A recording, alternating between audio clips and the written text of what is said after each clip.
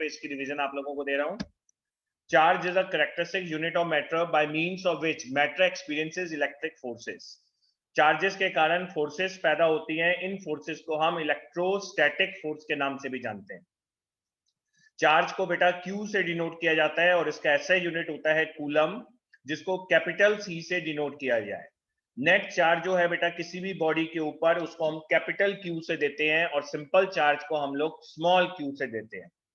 1 coulomb जो होता है, अगर किसी बॉडी के ऊपर नेट चार्ज है जिसके अंदर नियरली 6 × 10⁻18 इलेक्ट्रॉन्स होंगे, अप्रोक्सीमेटली इसके जो आपने किया था 6.25, देखो ये वाली डेरिवेशन आपने लास्ट क्लास में किया था।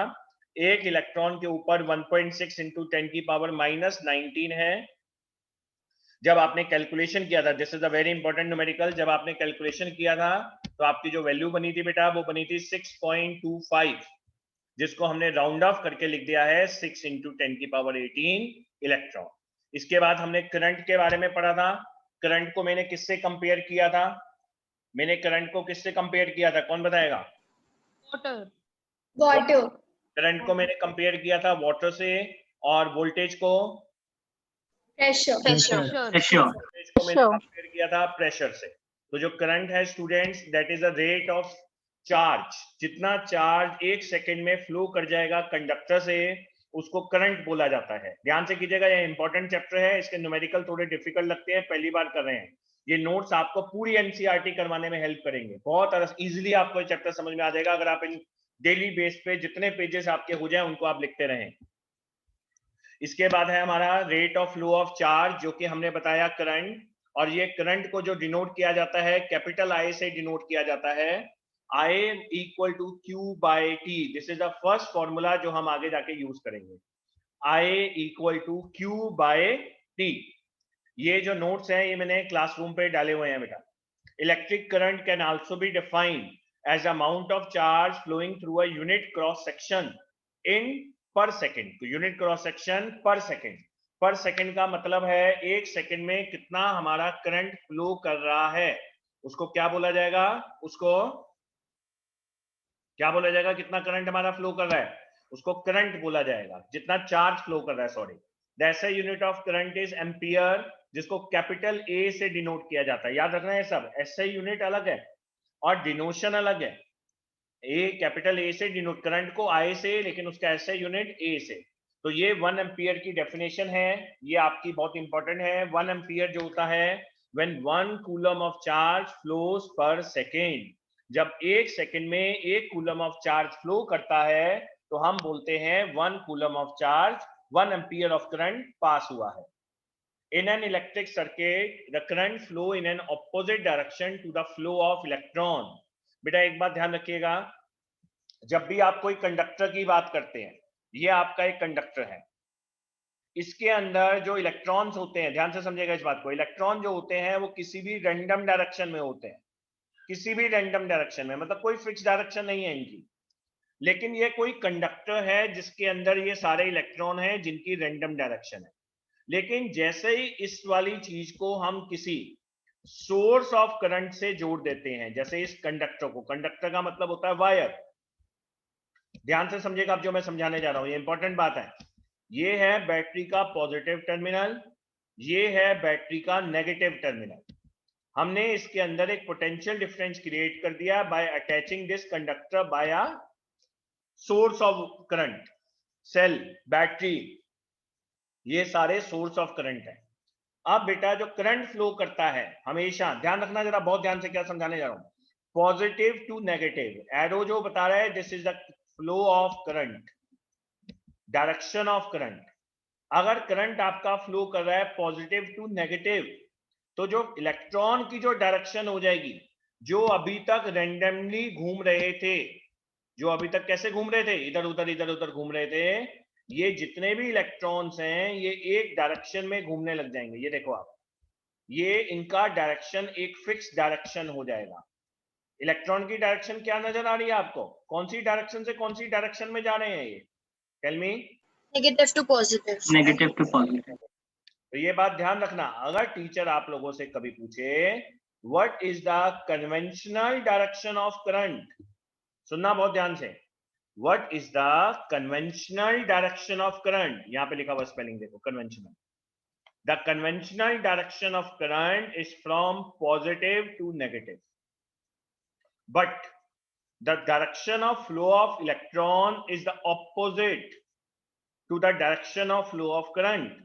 तो direction of flow of electron होता है हमेशा नेगेटिव से पॉजिटिव, ये बात ध्यान रखिएगा सभी बच्चे, नेगेटिव से पॉजिटिव, जो इलेक्ट्रॉन फ्लो करते हैं वो नेगेटिव से पॉजिटिव फ्लो करते हैं, और जो करंट है वो हमेशा पॉजिटिव से नेगेटिव फ्लो करता है। जो आप ये वाला डायग्राम देख रहे हैं, इस डायग्राम में आप देखें इलेक्ट्रॉन एक ही डायरेक्शन में फ्लो कर रहे हैं, और जब तक सोर्स ऑफ करंट नहीं था, जो डायरेक्शन ऑफ इलेक्ट्रॉन था वो रैंडमली था, कहीं भी मूव करेंगे, लेकिन एक डायरेक्शन में फ्लो नहीं करेंगे। तो मैंने आपको लास्ट क्लास में एक बात बताई थी, हम सबकी बॉडी के अंदर चार्जेस होते हैं, लेकिन वो करंट नहीं है। जब हमारी बॉडी के अंदर वो इलेक्ट्रॉन एक डायरेक्शन में फ्लो करने लग जाएं तो वो करंट बन जाता है, और ऐसा तब होता है जब हम खुद किसी सोर्स ऑफ करंट के कांटेक्ट में आ जाए, तो हमारी बॉडी में एक वाइब्रेशन पैदा होने लग जाती है due to the flow of charges. ठीक है, यही वो कारण होता है जिससे हमें झटके लगते हैं। ठीक है, नेक्स्ट देखें, इन एन इलेक्ट्रिक सर्किट, यहां से रीड करें आप स्टेटमेंट को, इन an electric circuit the electric current flow, इस चैप्टर को बिल्कुल भी इजी में ना लें, ये बच्चों को 2 चैप्टर्स फिजिक्स के सबसे ज्यादा परेशान करते हैं, उनमें से एक है ये, तो बाद में मत बोलिएगा सर मुझे कुछ समझ में नहीं आया, हर एक पॉइंट में आपके सामने रीड करके आप लोगों को एक्सप्लेन करूंगा, सामने ध्यान रखिए। In an electric circuit the electric current flow in opposite direction to the flow of electron, ये अभी मैंने समझाया है, नेगेटिव चार्ज के ऑपोजिट डायरेक्शन में फ्लो करता है। तो कन्वेंशनल डायरेक्शन ऑफ करंट हो गया the from positive to negative, that is opposite the direction of current. आगे भी पढ़िए क्या लिखा हुआ है, it flows from the positive terminal of battery to the negative terminal of battery, मैंने बताया ही है करंट हमेशा पॉजिटिव से नेगेटिव की तरफ फ्लो करता है। Small quantity of current are expressed in, जब करंट बहुत छोटी क्वांटिटी में होगा तो वो या तो मिली एम्पियर में दिया जाएगा, मैंने लास्ट क्लास में बता ही दिया था 10 की पावर -3, या माइक्रो एम्पियर में दिया जाएगा 10 की पावर -6।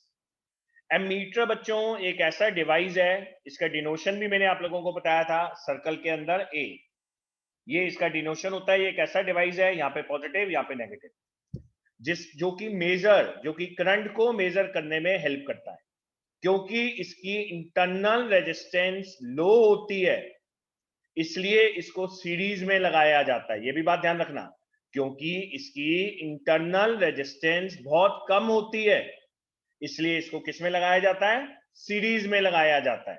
अभी आगे जाके आपको समझ में आएगा सीरीज क्या होता है और पैरेलल क्या होता है। ये देखो इसको किस तरह लगाया गया, अगर एक सर्किट हम बनाएं, ये पॉजिटिव ये नेगेटिव, ये आपका एमीटर हमने इस पे लगा दिया, पहले एमीटर लगाया जाएगा करंट को मेजर करने के लिए, जहां पे पॉजिटिव है उसके साथ ही पॉजिटिव मिलेगा बच्चों। आगे जाके देखें, this is a source of current, हम मान लेते हैं ये बल्ब है, ये बल्ब की करंट की रीडिंग हमें लेनी है, तो ये नेगेटिव है, तो ये बल्ब का भी पॉजिटिव है और ये बल्ब का नेगेटिव है, और एमीटर का ये नेगेटिव है, बल्ब का ये पॉजिटिव और एमीटर का ये नेगेटिव, तो इस तरह ये जोड़ा जाएगा। देखो मैं क्लियर कर देता हूं थोड़ा सा और, ये बल्ब का पॉजिटिव है, यहाँ पे बल्ब का नेगेटिव आएगा, और ये बल्ब ये एमीटर का सॉरी ये एमीटर का पॉजिटिव है और एमीटर का यहाँ पे नेगेटिव आएगा, करंट हमेशा फ्लो करेगा पॉजिटिव से negative. This is called a series arrangement. Series arrangement इसलिए है क्योंकि एमीटर की खुद की रीडिंग, खुद की जो रेजिस्टेंस है, यहाँ देखो क्या लिखा हुआ है, लो रेजिस्टेंस, बहुत ही कम होती है, ये करंट को कंज्यूम नहीं करता, करंट को इफेक्ट नहीं करता। रेजिस्टेंस का मतलब होता है अपोज करना, जैसे कि हम जब चलते हैं, हमारे को अगर कोई चीज अपोज करती है हम लोग उसको फ्रिक्शन बोलते हैं, फ्रिक्शन, सोर्स ऑफ फ्रिक्शन जो हमें रोकता है, ऐसे ही करंट को रोकने वाली चीज को रेजिस्टेंस बोला जाता है। तो एमीटर की जो रेजिस्टेंस होती है वो बहुत कम होती है, और कभी अगर पूछ रहे teacher what is the resistance of an ideal ammeter, ideal मतलब एकदम परफेक्ट एमीटर, तो उस केस में आप लिखेंगे the resistance of ideal ammeter is 0, मतलब वो कोई भी करंट के लॉसेस नहीं करेगा, उसको आइडियल एमीटर बोला जाता है, जो कुछ भी वेस्टेज नहीं करता उसको आइडियल एमीटर बोला जाता है। ठीक है, कुछ पूछना है किसी को यहां तक? एमीटर तक कुछ पूछना है करंट के बारे में, समझ में आ गया? नेक्स्ट देखिए बेटा, नेक्स्ट आता है आपका electric circuit. It is a close path along which an electric current flows. अब आपने क्या देखा, जिधर बैटरी लगाई हुई है, what is a battery? The combination of cells. In this battery there are 3 cells are there, 3 cells are there। हर एक सेल इस तरह डिनोट हो रहा है, देखो ये एक सेल है, ध्यान से देखना, ये सब काम आएगा आपके कोर्स में अभी आगे। ये दूसरा सेल है और ये तीसरा सेल है। ऐसे जो 3 सेल का कॉम्बिनेशन, और जरूरी नहीं है बैटरी में 3 सेल होते हैं, आप चाहे 5 सेल की बैटरी ले, 15 सेल की बैटरी ले, 24 सेल की बैटरी ले, कोई फर्क नहीं पड़ता। बैटरी की करंट की कैपेसिटी बढ़ती जाएगी। आपके घर में जो इन्वर्टर लगा होता है उसकी अपनी अलग अलग वैल्यू होती है। जो आपके घर में जो इन्वर्टर लगा हुआ है उसको प्लेट से जो बैटरी खरीदी जाती है, प्लेट्स बोला जाता है। प्लेट्स का मतलब होता है सेल।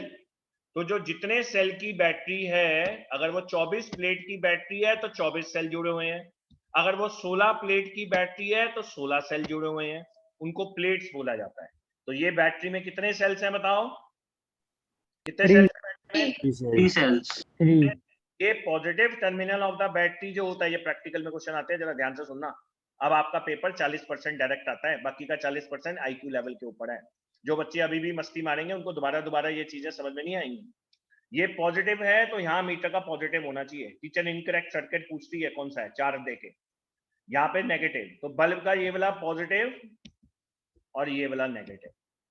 की का कोई पॉजिटिव नेगेटिव नहीं होता। की का मतलब होता है स्विच, जो कि करंट को आने में और जाने में रोकता है, उसके पॉजिटिव नेगेटिव से कोई मतलब नहीं होता। ठीक है, ये है इलेक्ट्रिक सर्किट और इसका डेफिनेशन देखो। It is a close path along which the electric current flows. वो क्लोज पाथ जिसमें इलेक्ट्रिक करंट फ्लो करता है। The electrons can only flow when there is a difference of electric potential. Electron तभी flow कर सकते हैं जब difference हो इलेक्ट्रिक पोटेंशियल का। अब ये क्या मतलब हुआ इलेक्ट्रिक पोटेंशियल का डिफरेंस, बोलो आनंद बेटा। सर एमीटर का पॉजिटिव और बैटरी का पॉजिटिव कनेक्ट किया, लेकिन सर बैटरी का पॉजिटिव नहीं सर, एक मिनट आएगा सर, बल्ब का पॉजिटिव और एमीटर का नेगेटिव क्यों कनेक्ट किया सर? नहीं बेटा, बल्ब का पॉजिटिव एमीटर का नेगेटिव नहीं कनेक्ट किया। ये देखो मैं फिर से बना के दिखाता हूँ आपको, ये देखो बेटा, यहाँ पहले क्या आया, पॉजिटिव करंट यहाँ से निकलेगा और करंट एंटर कहां से करेगा। करंट हमेशा कहां से कहां फ्लो करता है बेटा आनंद? करंट हमेशा कहां से कहां फ्लो करता है, अभी सर ने बताया था, पॉजिटिव टू नेगेटिव, है ना, ये बताया था ना सर ने। अब बेटा बल्ब के अंदर करंट यहां से गया तो कहां से एंटर करना चाहिए एमीटर के according to the above source, positive से नेगेटिव। हाँ, तो यहां से सही डायरेक्शन बना बेटा, इस डायरेक्शन को देखना, आप साइन को देखना, पॉजिटिव से नेगेटिव जा रहा है करंट।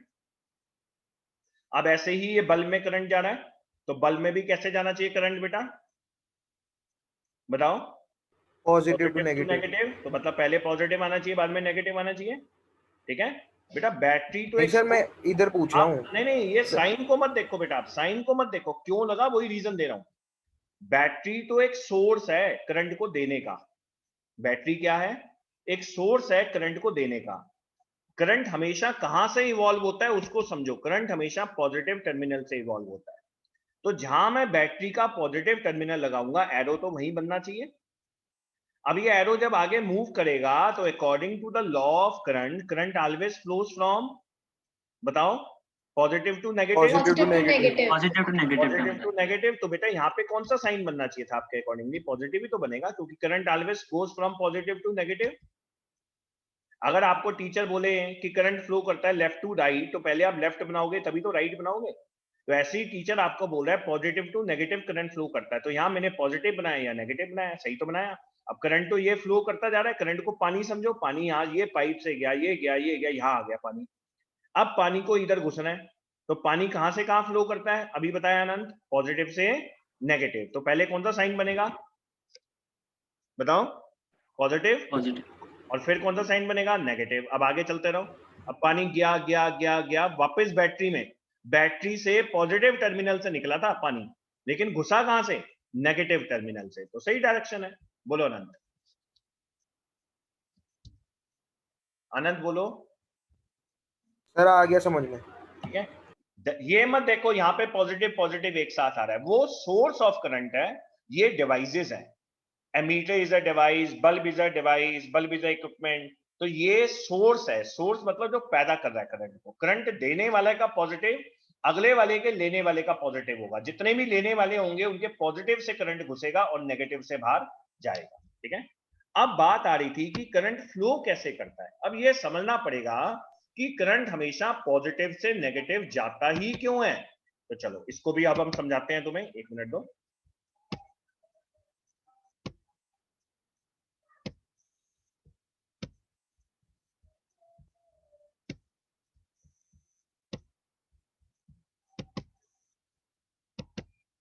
देखिए बेटा, इसको समझने के लिए करंट पॉजिटिव से नेगेटिव जाता क्यों है, इसको जरा आप ये देखिएगा, ये आपको समझ में आएगा।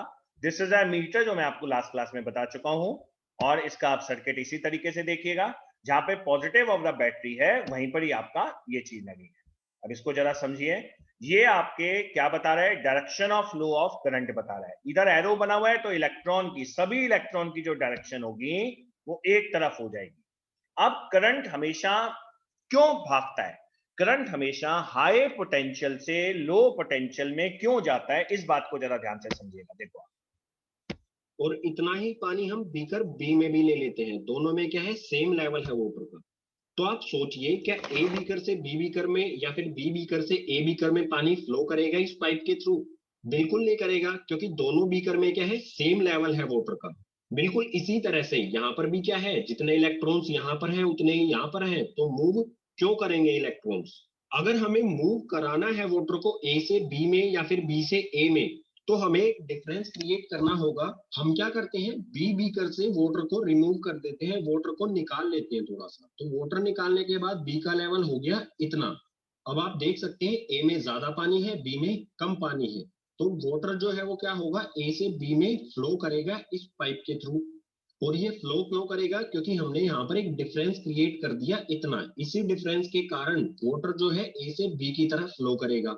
बिल्कुल इसी तरह का हम डिफरेंस क्रिएट करते हैं किसी भी कंडक्टर में इलेक्ट्रॉन्स को एक स्पेसिफिक डायरेक्शन में मूव कराने के लिए। और ये डिफरेंस किस तरह से क्रिएट किया जा सकता है, सिंपली एक बैटरी से कनेक्ट करके। इसके दोनों एंड्स को हम एक बैटरी से कनेक्ट कर देंगे। ये दोनों एंड्स को हमने एक बैटरी से कनेक्ट कर दिया। बैटरी का एक साइड क्या होता है, पॉजिटिव चार्ज, और एक साइड होती है नेगेटिव चार्ज। इलेक्ट्रॉन जो होते हैं वो नेगेटिव चार्ज होते हैं, तो वो पॉजिटिव साइड की तरफ क्या होंगे, अट्रैक्ट होंगे, क्योंकि अनलाइक चार्जेस क्या करते हैं, एक दूसरे को अट्रैक्ट करते हैं।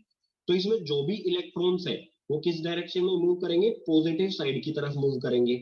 और यहाँ पर आप देख सकते हैं इस साइड में नेगेटिव चार्ज है और यहाँ पर इलेक्ट्रॉन्स है, तो ये वाले इलेक्ट्रॉन्स भी क्या करेंगे, इस साइड मूव करेंगे, क्योंकि नेगेटिव चार्ज जो है वो नेगेटिव को रिपेल करेगा, यानी कि अपने से दूर भगाएगा।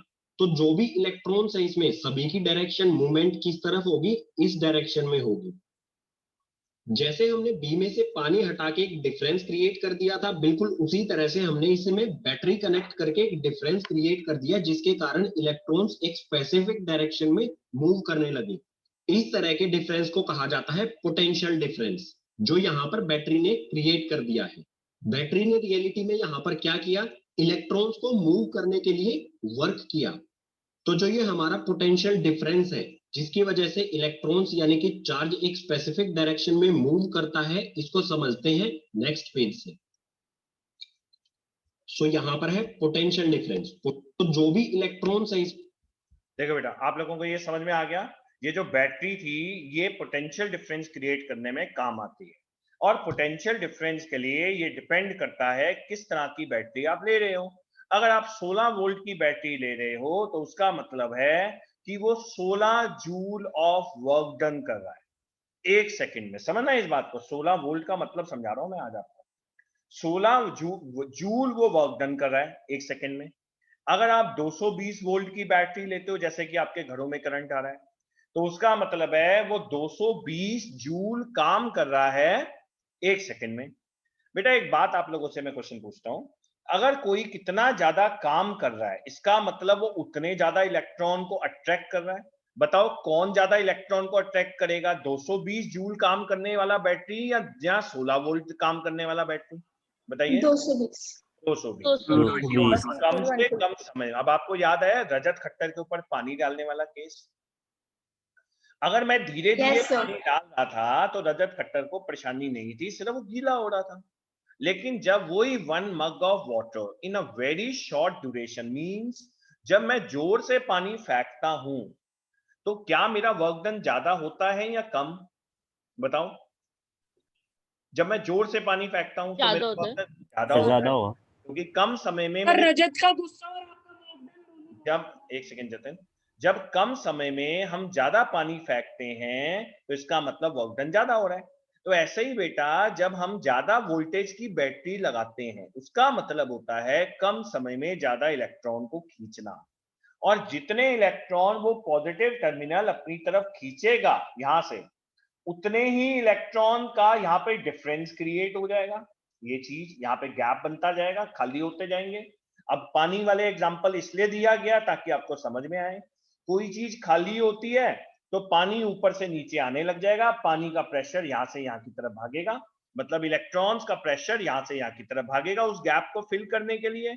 और यहाँ पे नेगेटिव चार्ज के पास बहुत सारे इलेक्ट्रॉन है, ये अपने इलेक्ट्रॉन आगे ट्रांसफर करना स्टार्ट कर देगा। तो ये फ्लो ऑफ इलेक्ट्रॉन जो होता है कंटिन्यूअसली चलता जाता है। जिस दिन बैटरी डेड हो जाती है, बैटरी के अंदर के चार्जेस खत्म हो जाते हैं, वैसा तो होता नहीं दुनिया में बेटा कि कोई सेल जो हो जिंदगी भर चलता रहे। आपकी कार की बैटरी, आपके घर की बैटरी, आपके रिमोट की बैटरी, हर किसी की एक लाइफ है। वो लाइफ डिपेंड करती है उसके अंदर भरे हुए केमिकल के अंदर, टाइप ऑफ केमिकल के अंदर। जितना ज्यादा वो इलेक्ट्रॉन पैदा कर पाएगा वो पोटेंशियल डिफरेंस क्रिएट करता रहेगा, पॉजिटिव टर्मिनल अट्रैक्ट करता रहेगा, नेगेटिव टर्मिनल उसको इलेक्ट्रॉन देता रहेगा। समझ में आ गई? पॉजिटिव टर्मिनल इलेक्ट्रॉन को बुलाता रहेगा, नेगेटिव टर्मिनल इलेक्ट्रॉन देता रहेगा। And the flow of current, the dynamic charges are known as, क्या बोला जाता है डायनेमिक चार्जेस को? बताओ। इलेक्ट्रिसिटी। डायनेमिक चार्जेस को बोला जाता है electricity. The flow of current is known as electricity. ठीक है, समझ में आ गया सबको? अब हम पढ़ते हैं पोटेंशियल डिफरेंस के बारे में। देखो आगे जरा, पोटेंशियल डिफरेंस जो होता है आपका, अभी हमने समझ लिया क्या चीज होता है। यहां देखिए, अभी सर ने बताया जो वर्क डन होता है, देखो लिखा भी हुआ है सामने फॉर्मूले में, work done to move a unit charge. Unit का मतलब होता है single charge, from one point to another point. जब एक यूनिट चार्ज को एक पॉइंट से दूसरे पॉइंट लाने में जितनी एनर्जी, जितना वर्क डन यूज होगा, उसी को बोला जाता है पोटेंशियल डिफरेंस। तो सर ने अभी बताया था ना आपको कि 16 वोल्ट की अगर बैटरी है तो उसका मतलब 16 जूल ऑफ वर्क है। कैसे? क्योंकि अगर 16 जूल ऑफ वर्क है एक चार्ज को लाने में, तो वो 16 वोल्ट की बैटरी बन गई ना, बनी कि नहीं बनी? तो इसका मतलब ऐसे समझना आप, ऐसा यूनिट ऑफ पोटेंशियल डिफरेंस होता है वोल्ट, जिसको कैपिटल वी से डिनोट किया जाता है, स्मॉल वी नहीं, कैपिटल वी। 1 वोल्ट की डेफिनेशन होती है 1 जूल ऑफ वर्क, तो वर्क डन को हम मान लेते हैं 1 जूल। आगे बढ़ते हैं डेफिनेशन को। When 1 joule of work is done in carrying 1 coulomb of charge, और चार्ज को हम क्या मान लेते हैं? 1 coulomb. 1 coulomb. When 1 joule of work in carrying 1 coulomb of charge, then potential difference, तो potential difference की वैल्यू कितनी आ गई? 1/1 कितना होता है बच्चों? 1/1 कितना होता है? 1 कितना हो गया? 1 वोल्ट। 1 वोल्ट है, आ गई 1 वोल्ट की डेफिनेशन। मतलब जब 1 जूल काम करो 1 कूलम ऑफ चार्ज को खींचने के लिए, तो 1 वोल्ट का पोटेंशियल डिफरेंस क्रिएट होता है। और ये पोटेंशियल डिफरेंस क्रिएट करने वाले कौन है? कौन जिम्मेदार है इसके लिए? इसके लिए है सेल या battery, to maintain the source of current. Potential difference. This is not the source of current, they are creating the potential difference, जिसके कारण सोर्स ऑफ करंट पैदा हो रहा है। ठीक है, दो बंदे हैं, हमने मान लिया पार्थ रुस्तगी है और दूसरा हमने मान लिया रजत खट्टर है या अनंत जैन है। चलो, अब दोनों बड़े अच्छे दोस्त हैं, बहुत अच्छे तरीके से हैं। अब इधर से एक बंदा गया, मेरी तरह कोई लड़ाई करवाने वाला बंदा गया, उसने अनंत के कान में कुछ बोला, उसके खिलाफ उसने उसके कान में कुछ बोला। दोनों के बीच में हमने डिफरेंसेस क्रिएट किए, तो उनके बीच में लड़ाई झगड़ा चालू होगा। कुछ श्लोक जो है अनंत सुनाएगा, बड़े अच्छे अच्छे आते होंगे उसे। कुछ श्लोक समझ रहे होगे श्लोक का मतलब क्या है। कुछ श्लोक जो है, दूसरा कौन था, रुस्तगी सुनाएगा। तो ये जो श्लोक का आदान प्रदान होगा एक दूसरे के बीच में, वो क्यों हुआ? क्योंकि हमने क्या क्रिएट किया उनके बीच में? Potential difference. श्लोक पहले से अनंत के अंदर है, ऐसा नहीं ही डोंट नो द श्लोक्स, उसको पता है। और ऐसे कुछ श्लोक जो हैं वो हमारे पार्थ रुस्तगी भी जानता है, वरुण भी असर है, वरुण भी जानता है, ठीक है। तो ऐसे श्लोक जानते हैं, लेकिन निकलेंगे कब? जब वो डिफरेंसेस क्रिएट होंगे। तो करंट को पैदा नहीं किया जाता, करंट को फ्लो करवाया जाता है। जो फ्लो ऑफ चार्जेस है, देखो मैंने पहले दिन एक बात बोली थी, हम सबके अंदर मिलियंस ऑफ चार्जेस हैं। जिस दिन हम उनको फ्लो करवाना स्टार्ट कर देंगे, वो क्या कहलाएगा? बोलो क्या कहलाएगा? वो इलेक्ट्रिसिटी।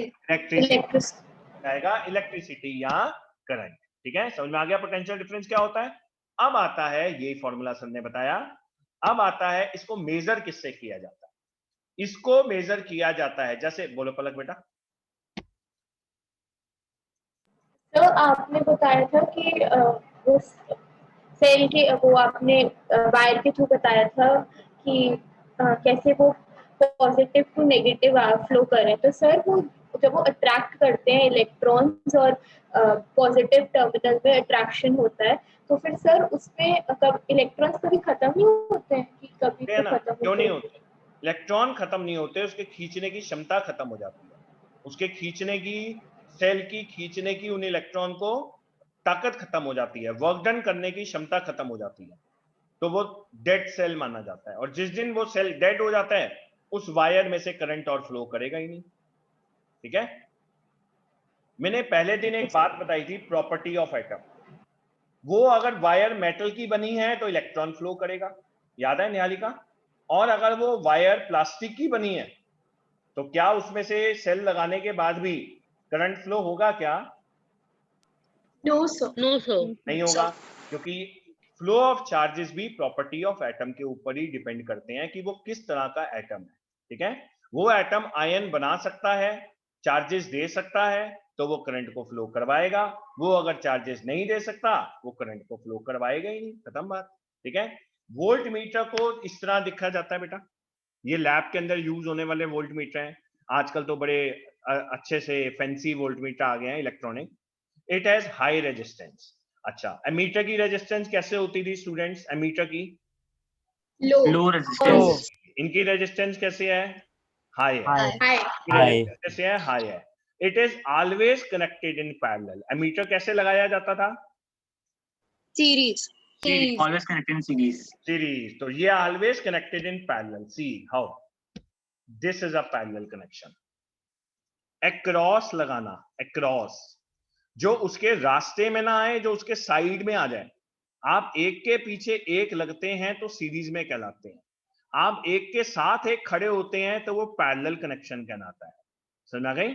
ये पैरेलल में लगाया जाता है। रीजन क्या है? क्योंकि इसकी रेजिस्टेंस हाई है। अगर हम इसको बल्ब से पहले लगा दें या बल्ब के बाद लगा दें तो ये आगे करंट को जाने ही नहीं देगा, ये करंट को जाने ही नहीं देगा। तो हमें एक्चुअल जो वोल्टेज है या एक्चुअल करंट है वो फ्लो नहीं करेगा, तो बल्ब ग्लो कैसे करेगा? तो बल्ब ग्लो नहीं कर पाएगा ना। तो इसलिए इसको कैसे लगाया जाता है? हमेशा पैरेलल में लगाया जाता है, due to its high resistance.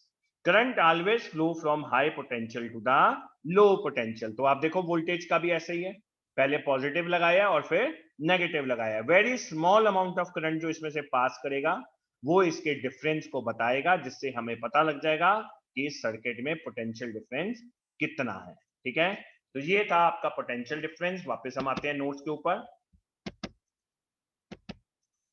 ये देखिए बेटा, ये हमने एमीटर के बारे में करा है, कहां तक करवा दिया? ये आपको अपने एनसीईआरटी अपने नोट्स में लिख के रखना है।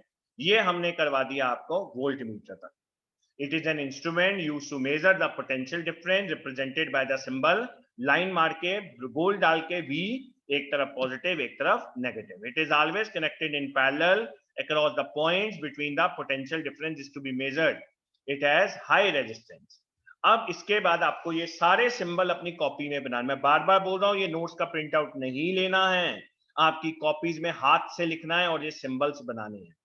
पहला वाला सिंबल होता है सेल का, सेकेंड वाला सिंबल होता है बैटरी का। बैटरी को बनाते हुए जरा ध्यान दीजिएगा, पॉजिटिव टर्मिनल वाला हमेशा बड़ा होगा, नेगेटिव टर्मिनल वाला हमेशा छोटा होगा। एक सेल के पॉजिटिव और नेगेटिव के बीच में कोई कनेक्शन नहीं होगा, खाली है।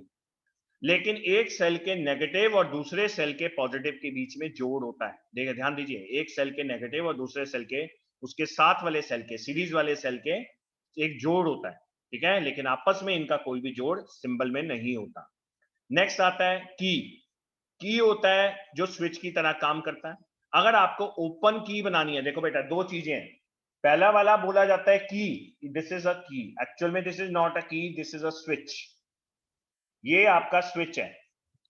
अगर स्विच आपका ओपन है या की के अंदर कुछ भी नहीं है तो इसका मतलब करंट फ्लो नहीं हो रहा है। ध्यान रखना, ओपन स्विच का मतलब, यहां पे हम बोलते हैं ना बेटा स्विच ओपन कर दो, हमारा मतलब होता है लाइट जला दो, लेकिन एक्चुअल में साइंटिफिक टर्म में स्विच ओपन का मतलब और की ओपन का मतलब no current is flowing, there is a no path. अगर ये ब्रिज मानो और बीच में ब्रिज ना हो तो आप रोड क्रॉस नहीं कर सकते। सेकेंड वाला केस नंबर 4 देखो, की क्लोज्ड, यहां पे बीच में एक डॉट आ गया, अब ये क्लोज्ड है मतलब करंट पास कर सकता है। यहाँ पे देखो स्विच का कनेक्शन हो गया नेक्स्ट वाले के साथ, एक ब्रिज क्रिएट हो गया, तो यहाँ पे करंट पास कर सकता है। अगर स्विच क्लोज होता है तो हम बोलते हैं करंट पास कर रहा है, साइंटिफिक टर्म में उल्टा होता है लैंग्वेज, ध्यान रखना। और स्विच अगर ओपन होता है या की ओपन होती है तो करंट पास नहीं करता। ये होता है जॉइंट वायर्स का सिंबल।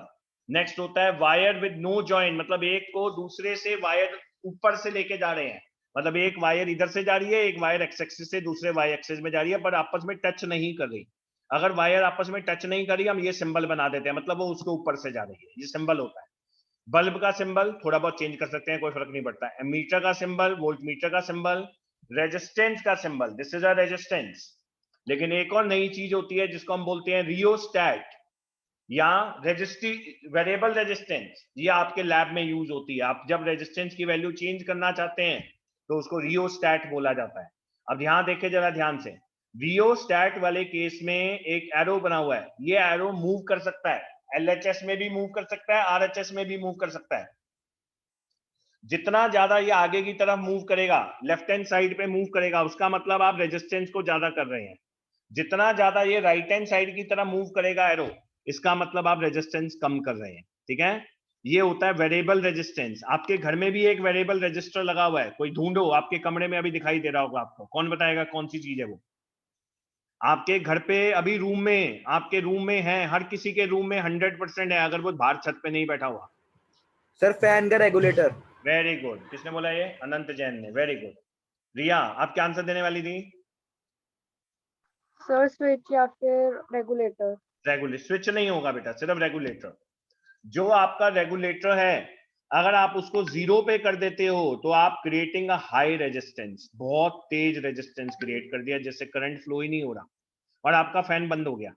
अगर उसी रेगुलेटर को आप 5 नंबर पे करते हो, you are creating a negligible resistance. I am not saying zero resistance, दुनिया में कोई भी चीज में जीरो रेजिस्टेंस पैदा करना नियरली नामुमकिन है, कुछ ना कुछ रेजिस्टेंस रहती है, ठीक है।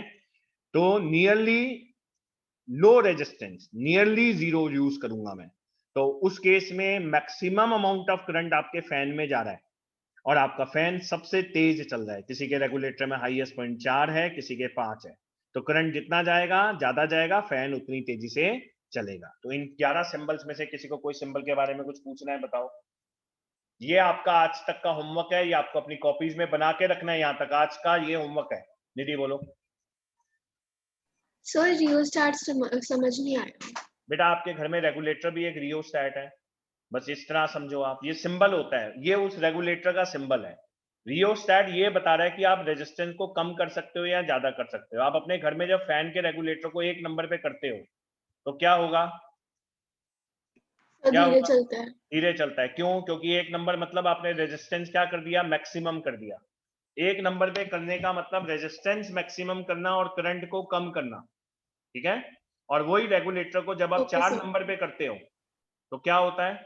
तेज चलता है सर। तेज चलता है। Increasing the resistance. यस, अगर आप फिक्स रेजिस्टेंस लगाते हो जैसे कि 10th नंबर पे बना हुआ है तो उसमें आप चेंज नहीं कर सकते, उसकी फिक्स वैल्यू रहती है, उसको आप चेंज नहीं कर सकते।